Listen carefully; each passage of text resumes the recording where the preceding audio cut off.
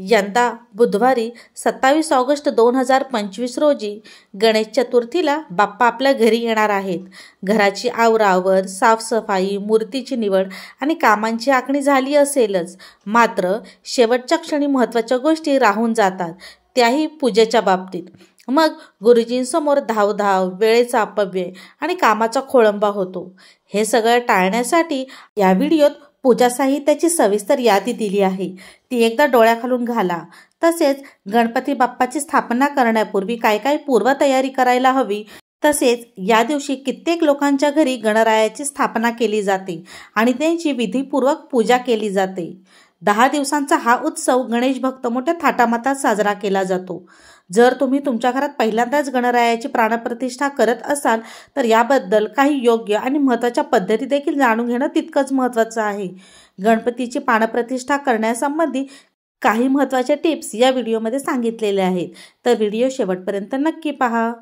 गणेश पूजा साहित्य: हळद कुंकू, गुलाल, शेंदूर, अष्टगंध, अक्षता, फुले, हार, पत्री, दुर्वा, पंचामृत, फळे, नारळ 2 ते 3, विड्याची पाने 15, आंब्याच्या डहाळ्या, सुट्टी नाणी, प्रसादासाठी मिठाई, पेढे किंवा साखर फुटाणे, गूळ खोबरे, खडी साखर, सुकामेवा इच्छा असेल तेच ठेवावे, कलश, ताम्हण, तांब्या, पेला, पळी, समई, निरांजन, कापूर, धूर, उदबत्ती, कापसाची वस्त्रे, जानवी जोड, सुपारी 10, बसण्यासाठी उभे राहण्यासाठी आसन, जवळ योग्य व्यक्ती हाताशी देण्याघेण्यासाठी ठेवावी.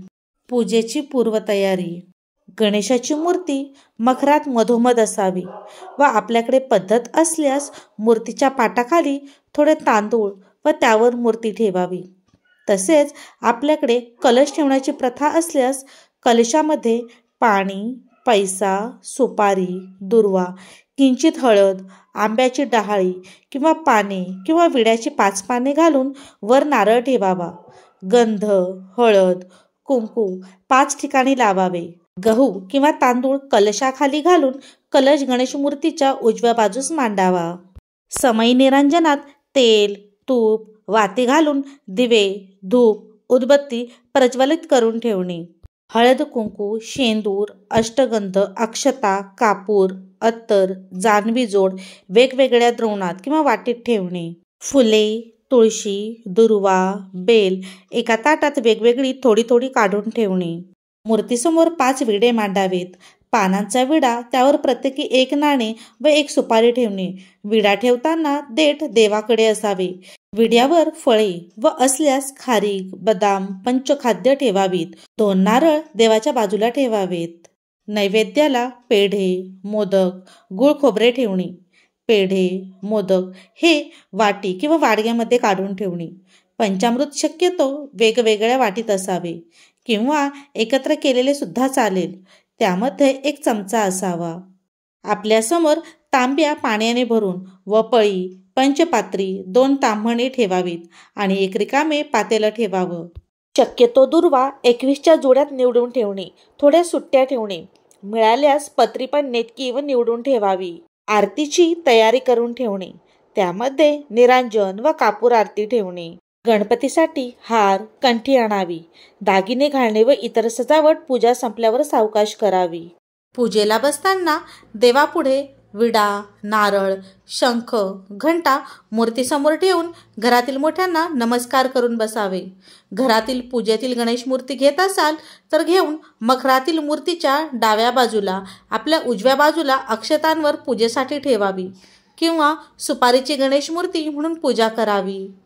मूर्तीच्या गळ्यात जानवे घालताना प्रथम हार घालतो तसे घालणे व नंतर गणेशाच्या उजव्या हाताखाली येईल असे ठेवणे. पूजा सुरू असताना मिळणाऱ्या सूचना नीट समजून घेणे. बाप्पाची आरती झाल्यावर नैवेद्य दाखवावा. गणपती बाप्पाची प्राणप्रतिष्ठा करण्यासाठी या टिप्स लक्षात ठेवा. गणरायाच्या मूर्तीची निवड कशी करावी?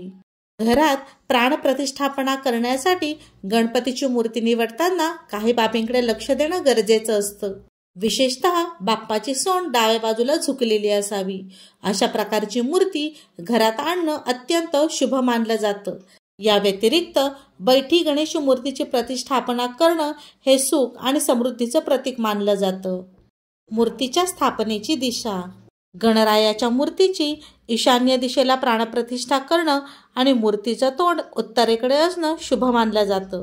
श्री गणेशाचं पूजन करण्यासाठी एका चौरंगावर बाशित म्हणजेच लाल रंगाचा कपडा पसरवा.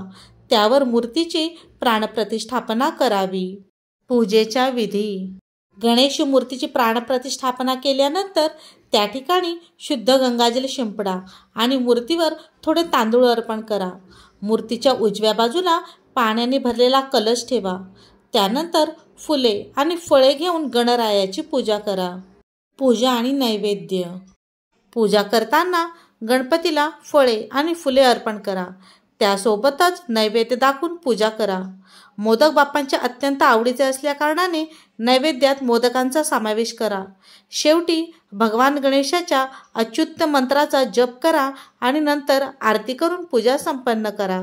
आजचा हा व्हिडिओ जर तुम्हाला आवडला असेल तर व्हिडिओला लाईक करा, शेअर करा, कमेंट करा आणि पल्लवी एन माहिती कट्टा या यूट्यूब चॅनलला नक्की सबस्क्राईब करा.